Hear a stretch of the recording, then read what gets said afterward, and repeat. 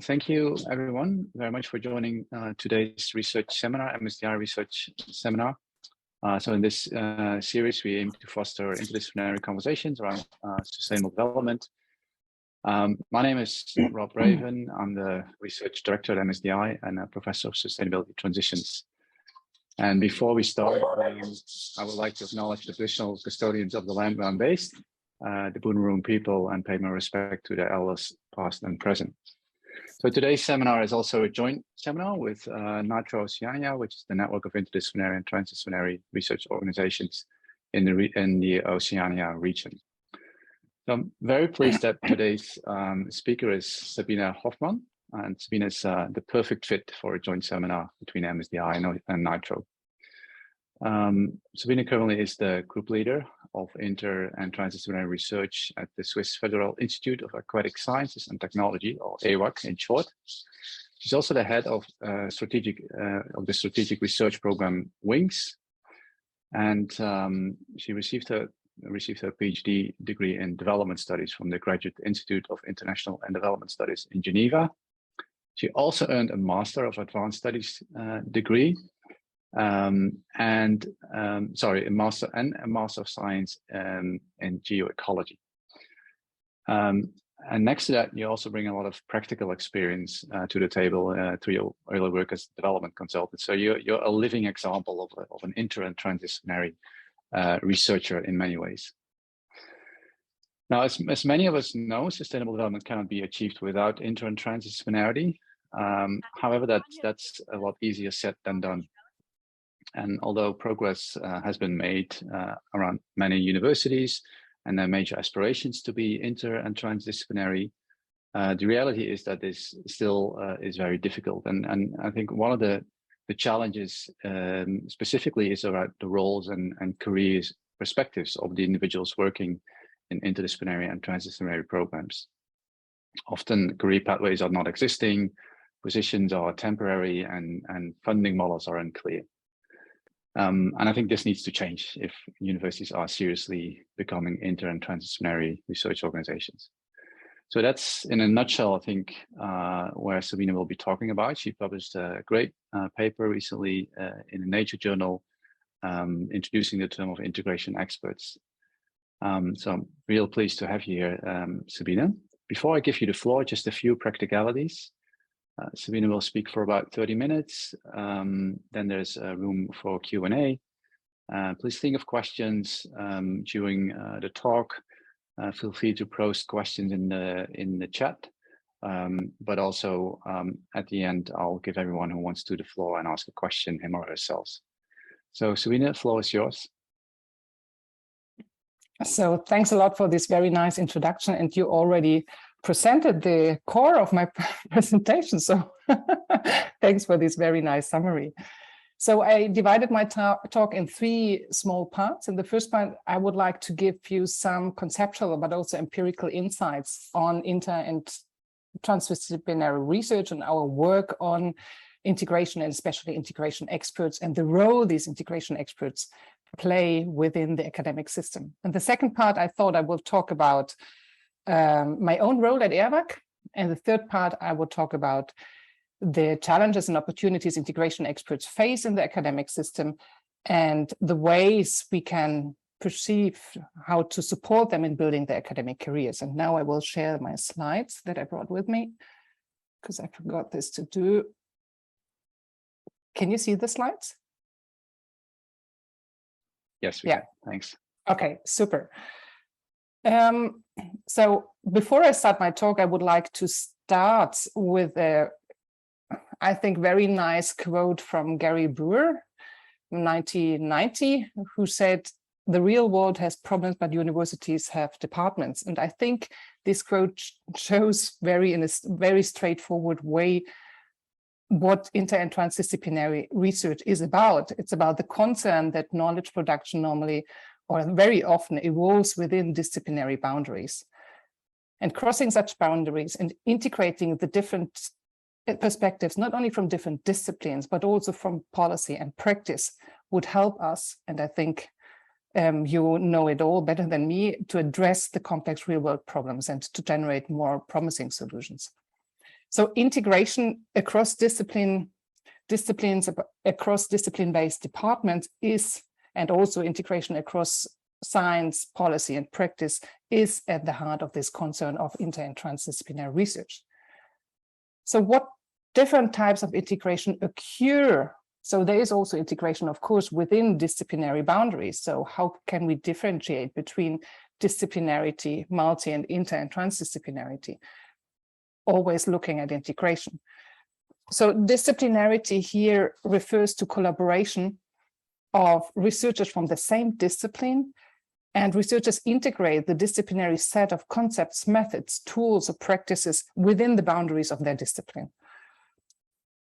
Multidisciplinarity, what I understand is there are researchers from different disciplines that collaborate together. They share a common goal, but each discipline pursues its own disciplinary objectives. So researchers use their own disciplinary set of concepts, methods, or tools, and the research process evolves rather as a parallel disciplinary effort without integration.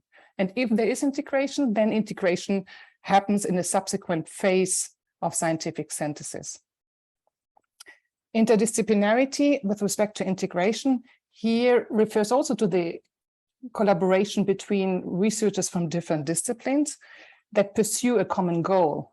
And here the research process rather evolves as a joint collaborative effort of all involved disciplines, with the idea to readjust the disciplinary set of methods and concepts to develop a shared conceptual or methodological framework, for example.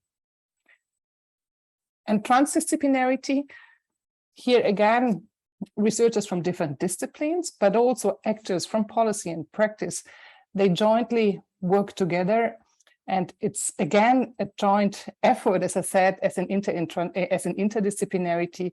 And here the research process evolves to develop a shared conceptual or methodological framework, for example, or shared practices.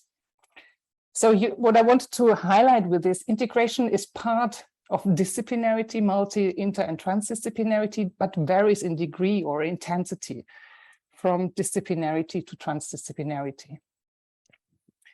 And often, you know it from the literature, integration is not only a key feature, but is also the core challenge of inter and transdisciplinary research. And it's often considered critical to the success or failure of inter and transdisciplinary research projects or programs. Interestingly, though it is often considered critical to the success of inter and transdisciplinary projects and programs, there is what I perceive in the literature no consensus so far what integration actually means. Of course, Gabriele, she worked a lot about integration and synthesis, but I think there are different strands still that try to grasp what integration is. So I would like to rely on scholars from the science of team science community, but also inter and transdisciplinary community to describe very roughly what I understand as integration. So integration for me, as I already said several times, is a process of combining different perspectives, a range of different perspectives from not only from different disciplines, but also policy and practice, to develop a more comprehensive understanding of complex real-world problems and generate also more promising or socially robust solutions. And here, so it refers to the process of linking and relating these different perspectives with the idea to create something more than the sum of the different parts being brought together. But also and here I refer to Michael O'Rourke from the science of team science community. I also refer to integration as an output that comes out, or as an integrated result or output that comes out of this process. And as I said before, this could be frameworks, interdisciplinary concepts, methods, or tools, or videos, or whatever. But I also, and this is what I would like to highlight, it's also, for me, in my perspective, in my experience also, is also a multidimensional process. It is equated with a cognitive effort, But I think integration is also has a very strong social dimension and also a very strong emotional dimension. And we can discuss afterwards about these different dimensions of integration. Integration occurs, in my perspective, at different phases of an, let's say, ideal, typical inter and transdisciplinary research process. It's not only at the beginning or in the middle where we create new knowledge, it's also in the phase where we evaluate this knowledge for its suitability or relevance for science and practice. Integration does not necessarily involve always all team members. Integration also happens between two or several or the whole group of team members. And integration is, in my point of view, one-sided. So I can integrate the perspectives of someone else, for example, Rob in my research, but it's also a mutual effort where it's really a collaborative effort to integrate the different perspectives into something common. And this, the last but not least, and there I would like to emphasize is often integration is equated with consensus. And in my point of view, or in my experience, integration, you cannot come always to a consensus. And sometimes it's also important to discuss which kind of perspectives you can't at a certain moment integrate and be transparent about inclusion and exclusion of certain perspectives. So, as I said, integration is at the beginning a key feature, but also a core challenge of inter and transdisciplinary research. And as a leader of a strategic research program with my responsibility to strengthen integration, I can also only confirm that, yes, it is a core challenge. And I also can confirm that such integration does not happen automatically. So it really needs to be proactively led to ensure that projects or programs live up to the inter and transdisciplinary ambition. And taking this ambition seriously, I argue in the paper that Rob mentioned already, that we need more integration experts or integrative leaders. We label them as integration experts. Gabriele Bammer would label them integration and implementation scientists, I think. So there are different labels, and I will come back to this later on. There are different labels in different communities about these kind of people who have this ability to lead, monitor, assess, or manage integration within inter and transdisciplinary projects and programs. So in this paper, we argue that we need more integration experts, more people that really have this responsibility explicitly to ensure integration at the cognitive, social, and emotional level within inter and transdisciplinary projects. To explore the role of integration experts within these settings, we organized, I think, already 3 years ago, a workshop at the Inter and Transdisciplinary conference in Göteborg, where Gabriele participated. And we wanted to, and this workshop was labeled, "Is there a new profession of integration experts on the rise?"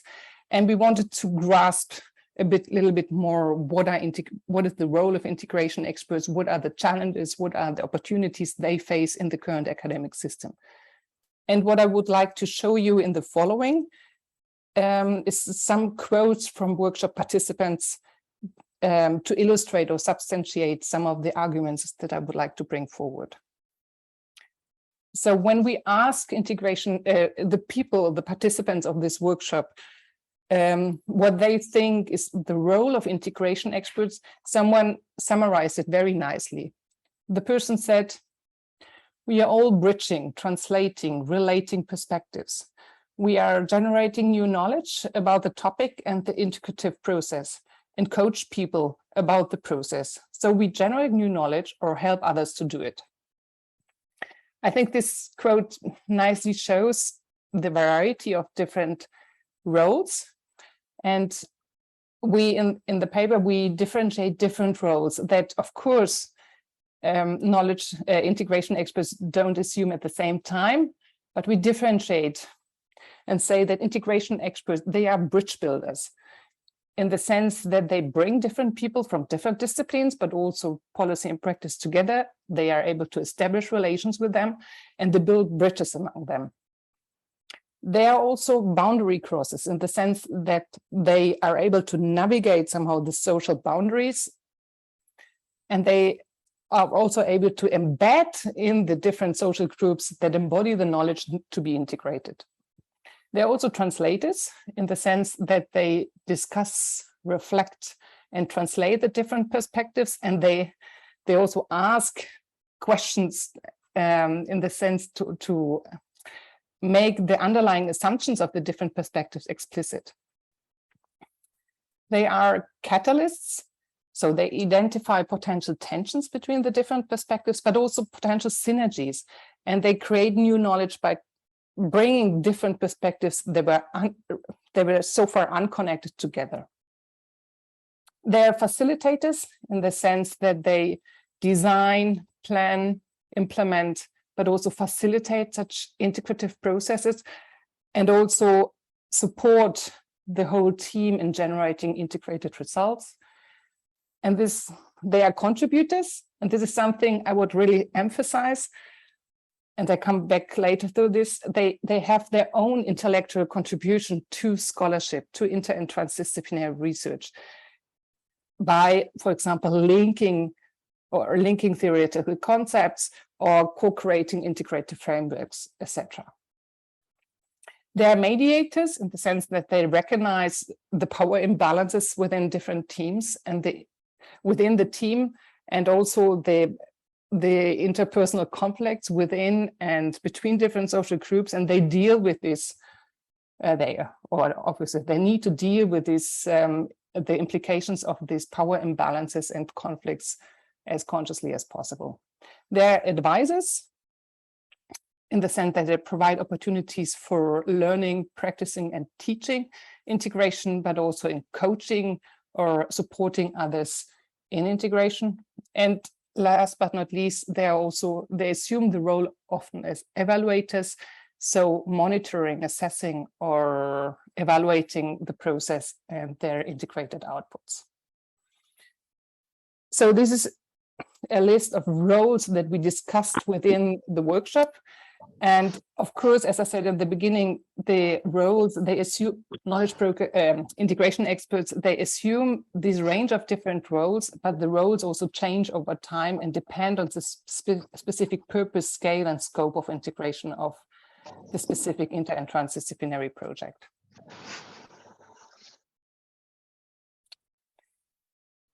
Okay, so what is my own role at Eawag? Rob already said I'm group leader for inter and transdisciplinary research at Eawag. And I'm also head of the strategic research program WINGS, which is the acronym for Water and Sanitation Innovations for Non-Grid Solutions. So it's a program that exists since 8 years. And it's a program that aims at really supporting sustainability transformations in the urban water sector. And this not only in Switzerland, but also in developing and emerging countries. So in my current position, I would say I assume mainly two very different roles. In the position in my function as leading the strategic research program and being core member of other inter and transdisciplinary research projects, it's my responsibility to really strengthen integration across different research departments, across different disciplines, but also across different projects that are funded by different funding agencies. So I assume in this function the role of an integrative leader or an integration expert, bringing the different disciplinary perspectives together, mainly from different social sciences, but also engineering, and linking these perspectives and helping the team really to generate or supporting the team, including my own perspective, to generate some more integrated results on sustainability transformation in the urban water sector.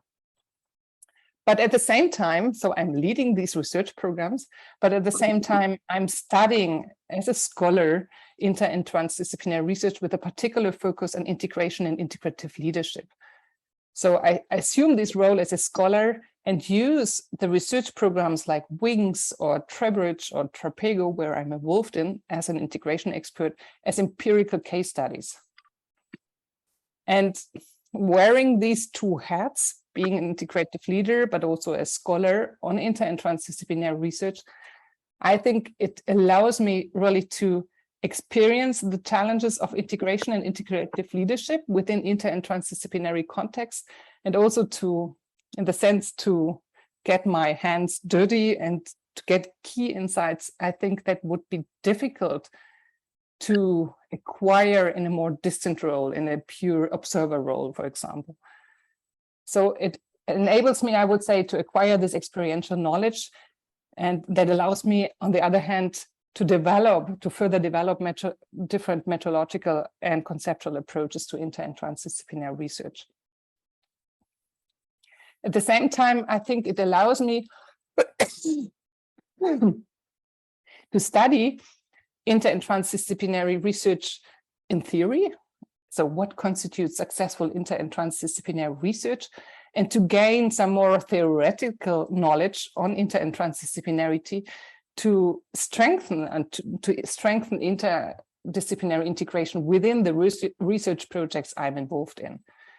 So I think wearing these two hats, gaining really experiential knowledge, but also theoretical knowledge, that helps me at the end to bridge the conceptual and empirical knowledge that I think is sometimes missing in the literature that I'm reading on inter and transdisciplinary research.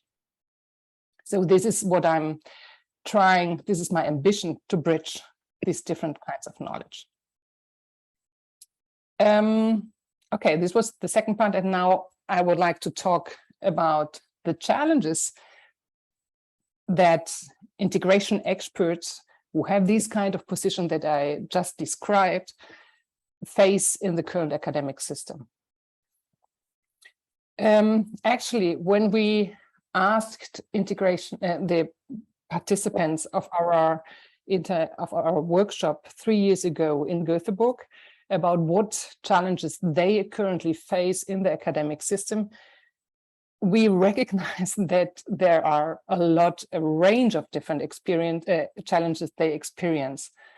And this particularly, and then I'm coming back to the quote at the very beginning, particularly because the academic system is very structured according to discipline-based departments and discipline-based career paths. So we realize that these challenges are not only at the individual level, but also at the institutional level that they face. And again, I brought some quotes with me, and I would like to substantiate what I want to bring forward with some of these quotes. So one person, when asked, one person said about his or her challenge, we found it very difficult to find a specific box to explain our role in our context. We discussed this tension between trying to get out of boxes, trying to put people in different boxes, and also at the same time trying to find a box for ourselves so that we can express to others what we are and what we do in our context. Unfortunately, and this is what I also experience in my position, integration experts are often miscategorized or misclassified as coordinators or facilitators of integration processes. So, and I think this misclassification often reduces their own intellectual contributions to a mere supportive service role rather than a very essential creative research or science role. And for me, integration experts do more than simply guiding the creative ideas of others and combining these ideas. They also include their own ideas, their own contributions to generate something more comprehensive, or to really generate a more comprehensive understanding of complex real-world problems. This is a point I want to make. So they are often misclassified, and I think integration experts, they have their own intellectual contributions to scholarship, which is often not seen and not recognized and not rewarded in the current academic system. At the same time, integration experts, they need to plan their academic career more carefully and more strategically than their disciplinary colleagues. They are less able to really follow predefined career paths, and this is nicely described by one participant who said, "My journey has been a very long, winding and emerging one. And it is a sort of massive vindication in a way of just a gut feeling and following a path that is not mapped at all." So I think the challenge is when there is no map and there is no path, you actually have to find your own way in the search. And on the way, some are really able to position themselves as integration experts, often by what I heard a lot, by creating their own job within the home institution they are situated, while leading inter and transdisciplinary research projects or programs. Others, in turn, they continue to work in what people from the inter and transdisciplinary community describe as work in an invisible maze or in between worlds. So they often provide invisible leadership from a supporting or administrative role. They provide or they hold responsibility without authority. They inhabit uncomfortable liminal spaces and experience a lot of different impediments to their academic careers. And given these impediments, they more often than not, they leave the academic system to work outside academia, and where the expertise in integration and bringing different perspectives together is really required and acknowledged. And in this sense, one workshop participant nicely summarized, we need much more integration experts in our university, but we don't get them on a permanent job. We don't get any long-term funding for those experts, even though we are training them on the job. Then we lose them ones that are really good, and that's a great problem to us. So I think it's no surprise that this new profession, or let's say this integration expert around integration expert and expertise, is not yet fully established in the current academic system. And I also question and I ask myself if the current academic system with its discipline-based departmental structures and career paths is really suitable to support integration experts or integration, this new profession, to really thrive.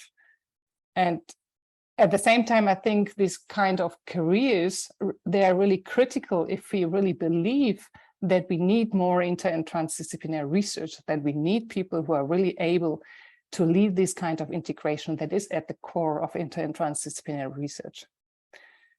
And this brings me to another quote from one participant who said that we really need to close the gap between talking the talk but not walking the walk, in the sense that we need to go beyond just tagging inter and transdisciplinarity on papers, on proposals, on projects, but taking it seriously from the start to the end. Also meaning evaluating it, funding it, and making it valuable for careers. So I think this is very important, and I think we can afterwards discuss about this, how really to take inter and transdisciplinarity more seriously. And now I would like to conclude the presentation by sketching 4 ways, potential ways forward to support integration experts really in building their academic careers. So how to support them? I think a first very important step is to establish what we called in this paper as the international community of practice of integration experts, and ideally under the umbrella of the International Transdisciplinary Alliance, with the idea to foster peer-to-peer exchange among integration experts from different scientific communities and different geographic regions.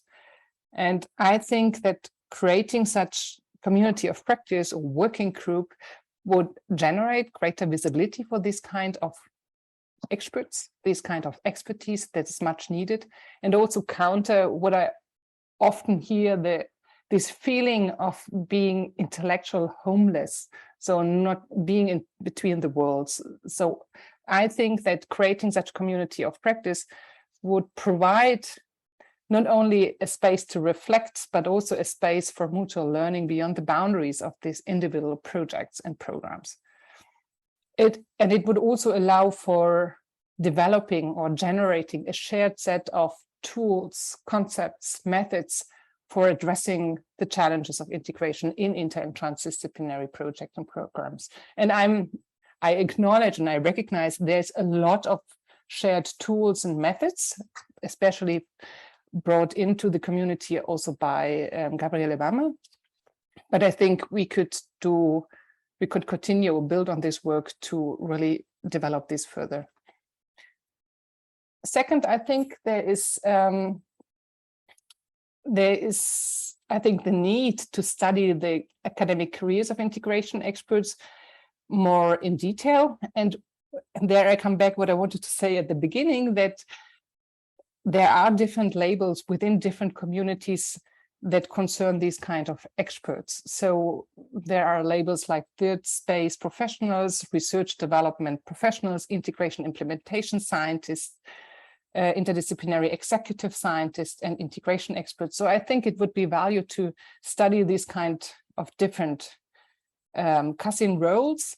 And also this would allow us to reveal different paths to become an integration expert, but also different ways to support them, both at the individual, but also at the institutional level. Third, I think it would be very important, and here, Rob, my message to you as a director. I think it's very important that academic institutions and funding agencies who are eager to address these complex real-world problems or the environmental social problems of our time, that they fund respective research positions, and not only the research positions for integration experts, but also all these collaborative and integrated formats that go along. And that they don't not only fund these kind of positions also on a permanent way, not only on the project-based way, but that they also align the metrics for inter and transdisciplinary research and use integration as it is the core feature of inter and transdisciplinary research, in my point of view, as a quality criteria for inter and transdisciplinary research projects and programs.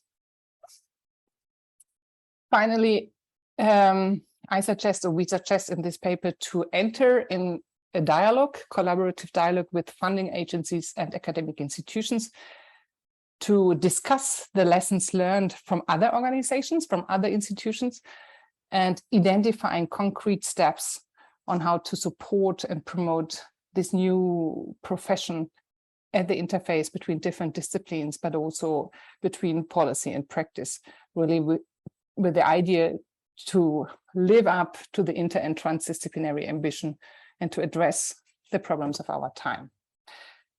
And this is the end.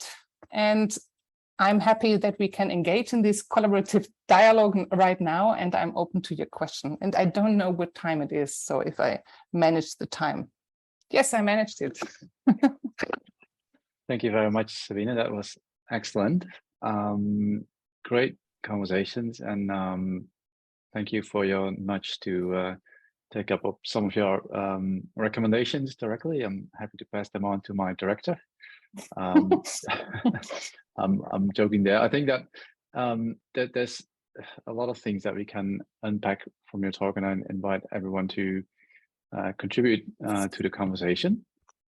Maybe I guess just to pick up on one thing that you mentioned, and that relates to the funding and the funding structures of integration experts. And having worked in Europe myself, I'm European originally, of course, and only moved to Australia about 4.5 years ago. My sense is that Europe and the European countries are in many ways ahead of funding this kind of work. In my mind, it has to do a lot also with sort of a much broader model and understanding of what innovation is, in particular in relation to also the societal challenges. And that's less developed in the Australian context, I believe. So how would you recommend people not in the EU to go about? But maybe the challenges are even harder to have a conversation, a meaningful conversation with funders of research, where that interdisciplinarity and transdisciplinary is not that much recognized. What would be a good strategy to go about? Maybe, Gabriele, you can add based on your experience, but I would say it's very important to start this dialogue with the funding agencies directly. If I remember right, within Switzerland, there was the inter and transdisciplinary community they organized within the TDNet, the Transdisciplinary Network. And I'm part of this community since 2010. And what I observed is that the funding agency were always involved, for example, in national conferences, etc. So they looked for this close dialogue with the funding agency. And yet now, at the time, it was interesting that there was a person called Angelika Kalt, who's now the president of the Swiss National Science Foundation. And she was at the very beginning, I can't remember which function she had, but she was at these conferences all the time, and she organized a part of these sessions too. And maybe, Gabriele, you can add. So I think they were very eager and very keen to establish this close link and to don't lose the funding agency. And I have to admit, what I never did with this with any of my papers, but with this paper, the integrator paper, I spread it within my networks I'm involved in, really to get the message across. And I also allowed myself to send it to Angelika Kalt and to send it to the Austria funding agency FWB. I don't know how to spell it in English. But so I allowed myself to really introduce the paper and the message to get it across to the funding agencies too. I'm not naive that I think it will change anything. So from a paper, but I think it's really important to enter and to have this link and to enter in dialogue. But maybe Gabriele, you would like to add something to this. Well, thank you for throwing the hard question to me. My advice would be find a European research partner. Certainly, as the co-host of this seminar, the network of inter and transdisciplinary research organisations and the leaders in those organisations, one of our aims is to move funding in the Oceania region in this direction. We haven't been particularly successful yet because the funders are preoccupied with other tasks. But certainly that's something that we need to take on as an organisation and be more proactive about. So while I've got the floor, let me ask you a follow-up question. If you were going to, so you haven't said very much about tools or skills, sorry. You've mentioned tools and methods. And I wonder if we could push you a little bit more to say something about the kinds of, and you've talked a lot about roles. So can you say something more about the kinds of skills? Could you, for example, are there 6 or 4 or 3 tools that you think every integrator should have at their disposal? Can you just elaborate on that aspect of this work? And it was a great talk. Thank you. Thanks for asking about the type of skills and competencies that integration experts should have, in my point of view. I think it's interesting because we discussed this at the workshop 3 years ago. And interestingly, the people we discussed the question of what kind of competencies the people should bring with, they said, one thing is competencies and skills and expertise. The other is more personal qualities and attitude. And this is what really triggered me some thinking. It's about being open, being humble, being reflexive, being creative, being humble, etc. So these were the kind of personal qualities that they highlighted would be important that integration experts bring with them. And at the same time, we differentiate different kinds of expertise that integration experts should have and differentiate it between interactional expertise. So the expertise what scholars Collins and Evans call interactional expertise, the expertise really to talk the language of the different disciplines, which is very hard because you really need to delve into different disciplinary concepts, terms, etc. But I think it's very important if you work as an integration expert to have this expertise, to be able to speak the language of the people that embody really the knowledge that you need to integrate. So this is interactional expertise. And I think it's also important to have some, what the same scholars call contributory expertise, in the sense that you know what it means really to contribute as a scholar to any kind of field. So that you know how it feels to publish, to bring things together, to push the disciplinary boundaries or interdisciplinary boundaries forward. But this said, it doesn't necessarily mean that you need to be an expert in the particular field that the research project or program is addressing. In my case, for example, I'm leading the strategic program urban water management, and I made a PhD on urban water management, but this is a long time ago, and I wouldn't conceive myself as an expert on engineering stuff, but I'm able to talk the language now, after 12 years, the language of the engineers and understand their concepts. But I'm also able to connect to the social sciences, the different that are involved, to transition, innovation, etc.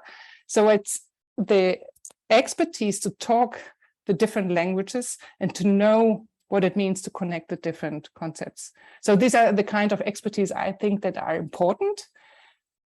But nevertheless, as I said, it's also important to bring along certain qualities like openness, because if you are not open to other disciplines, you will really suffer because you really need to be open to cross your own boundaries and to push you at the limit, I would say.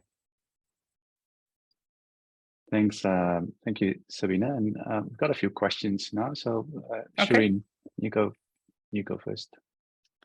Thanks, Rob. Thanks, Sabine, for a wonderful talk. It was really useful, and I certainly really connected with that. I started my academic career as an integration expert, although it didn't have such a nice title. The title was actually interdisciplinary research coordinator, which I absolutely hated. I guess really connecting with what you said, I did a similar role before doing my PhD and starting this role in academia, which was in a private engineering firm working at integration across different parts of the project, and an interdisciplinary team of doers, really. And my work was highly valued. It was a really dynamic job, and it was really great. And when I did my PhD and started this role as an integration expert in academia, I had such a view that this will be a similar role to that one, but it wasn't. And it is very much about, when you adopt such a role in academia, it's very much about being of service to the experts. So you are not an expert, you are actually providing service to the other experts. Mm-hmm. And this made me to make up my mind that this is not what I want to be. I left that role, became a disciplinary expert, and have made it to an associate professor level now in my disciplinary field. But really that experience made me think that maybe such a thing as an integration expert, that you call it now, actually doesn't really work in our current environment. What really works is that we should have academics and scholars who are also able to integrate. So as opposed to having like a separate role as an integration expert, we need to have scholars who work in trans and interdisciplinary programs to become integration experts themselves. And that's how you can basically make this work in an ideal way. So I just wanted to hear your reflections from your experience, how the two models work in relation to each other. Mm-hmm. Yeah, thanks for your wonderful comments. And I congratulate that you are a professor, but at the same time, it's a pity that you that you don't work as an integration expert anymore. And certainly you do it in your professorship role as well. the experience I have, yeah, you're completely right that the, how you say, the risk of having this explicit role of an integration expert within an inter and transdisciplinary team, it bears the risk that the others withdraw from this exercise of integration, because they might say, okay, we have an integration expert and this person will arrange integration within our project team, etc. And I completely agree with you that people who work in an inter and transdisciplinary project, they need to have the ability also and the openness, and I would rather emphasize the openness really to push their limits and truly to connect to the other disciplines. So I think integration can only work in a system of the one who really designs the process, etc., but all team members who really contribute to it and to do their best really to integrate their knowledge as well. So I think it's not the integration expert per se. And I think, yes, inter and transdisciplinary researchers, they need to be trained really to really work in an inter and transdisciplinary way, because what I observe often is that even though they tag and label projects inter and transdisciplinary, they end up in a multidisciplinary way. So every discipline, they have a shared goal, but every discipline evolves and develops develops and produce, now I'm confused with English, French, German, addresses or tries to reach or achieve its disciplinary objective, but there's no integration anymore. So I think it's really, it depends on, I think it's still important to have this role explicitly within a team to also emphasize integration, but it really depends on all members that are part in the of the team that need to be open and have certain capabilities to really work inter and transdisciplinary too. But interesting, and this just most people think they are able to work inter and transdisciplinary. Thanks, Shireen. Thanks, Sabine. And don't worry about mixing up languages. I should have said that's still early days on your side of the world, so no worries at all. I'll pass on to Tony. Yeah, thanks very much, Rob, and terrific presentation, very thought-provoking, Sabine, and delightful to have you with us this evening. My question is about where you think institutional culture fits, because Australian universities, many of them have a highly competitive culture internally between individuals and groups, as well as competing with other in universities for the limelight, for the rankings, etc. And really at the heart of the challenge to tackle the big global challenges that we face is the need to collaborate. And so how might we grapple with that challenge? At Monash, our president has advanced a new strategy called Impact 2030 with 3 global challenges: climate change, geopolitical security, and thriving communities. And if we're to deliver that, the institutional culture has to change to collaboration from competition. It's a big ask, isn't it? Yeah. This is a very tough question, because I feel at the core of the issue of the concern, because this tension between being forced or being forced to collaborate, but at the same time being forced to be competitive. And I think this is something we need to resolve.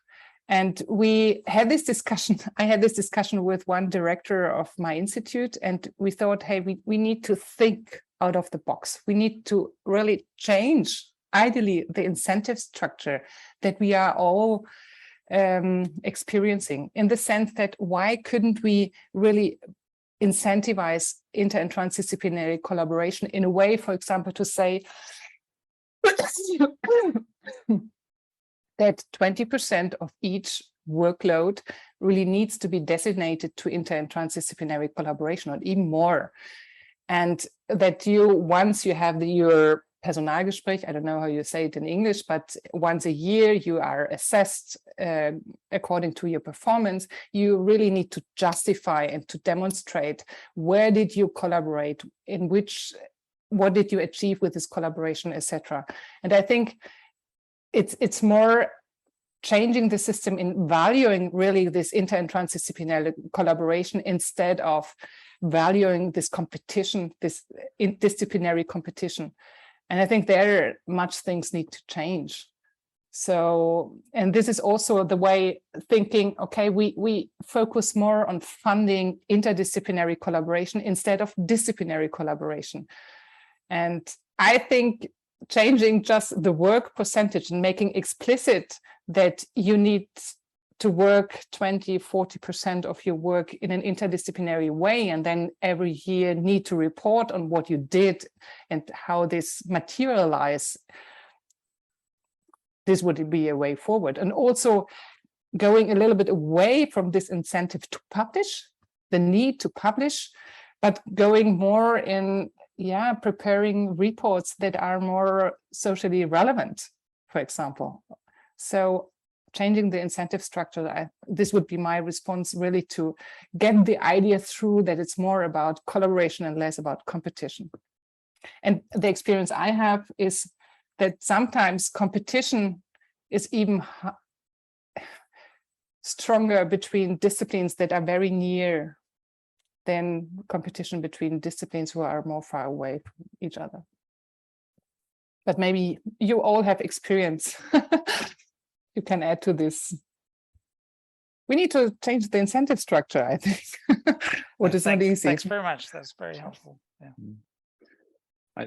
I do have a question about that, Sabine, as well, but there are a few other questions in the chat, and I would first like to give the floor to Paris to ask your question.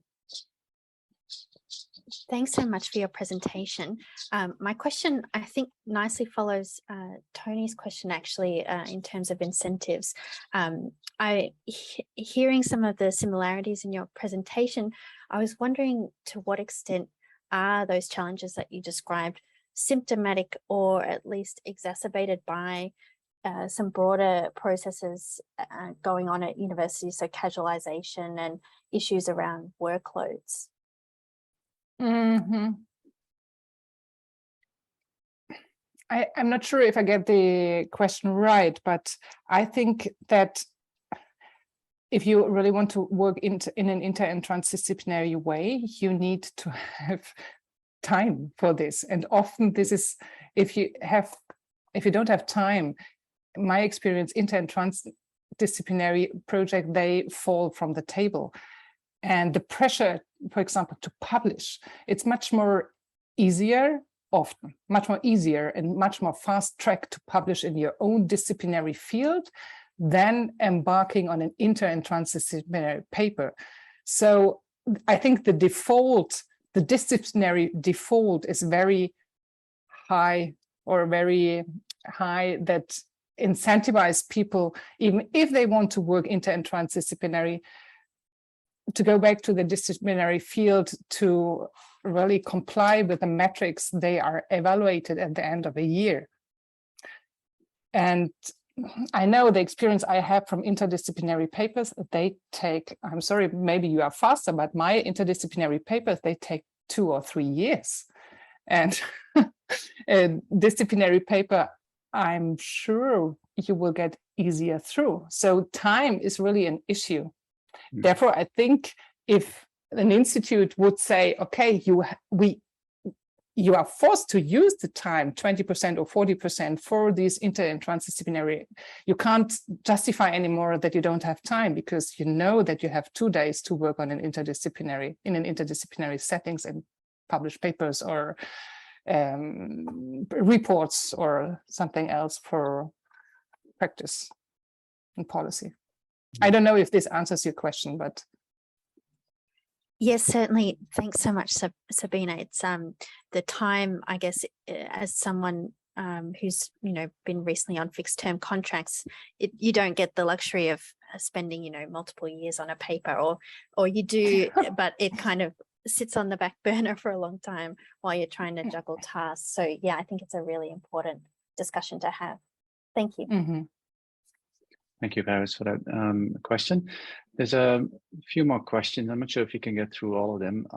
First, I'd like to see if Martin, would you like to ask the question yourself, and then I'll pass on to Jane if there's still time left.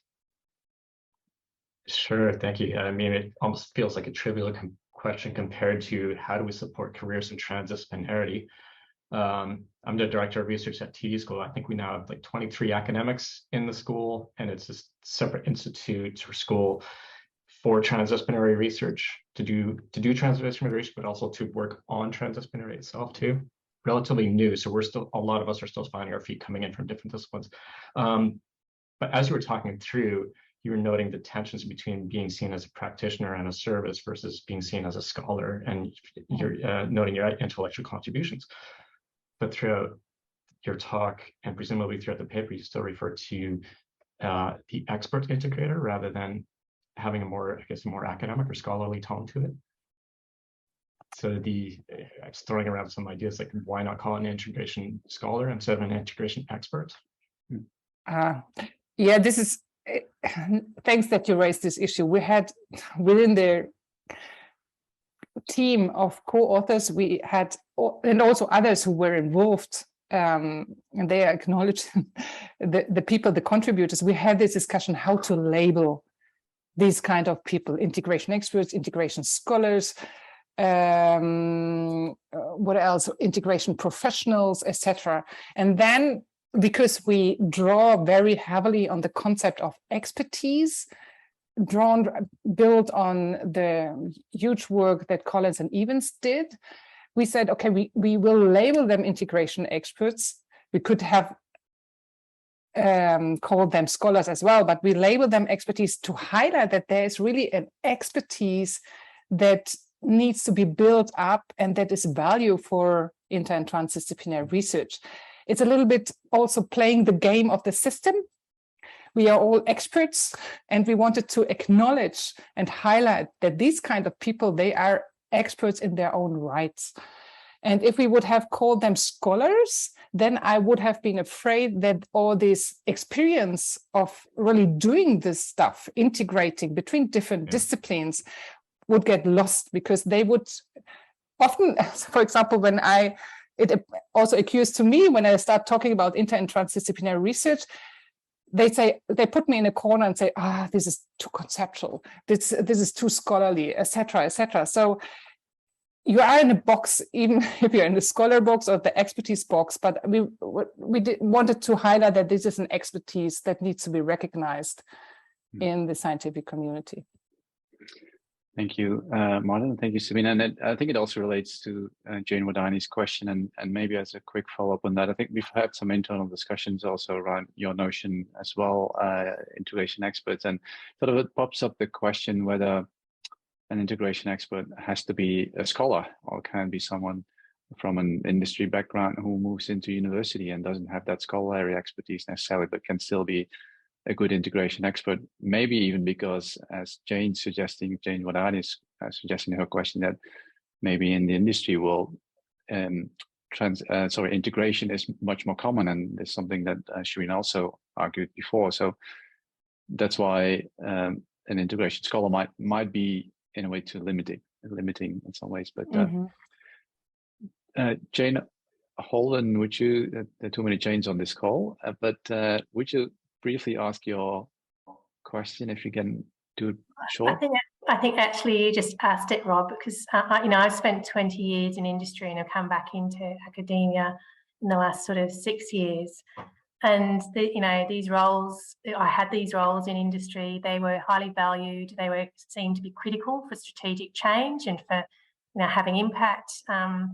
And then to come back into the university environment and their sort of project management, program management type roles, which don't really capture what I'm actually doing.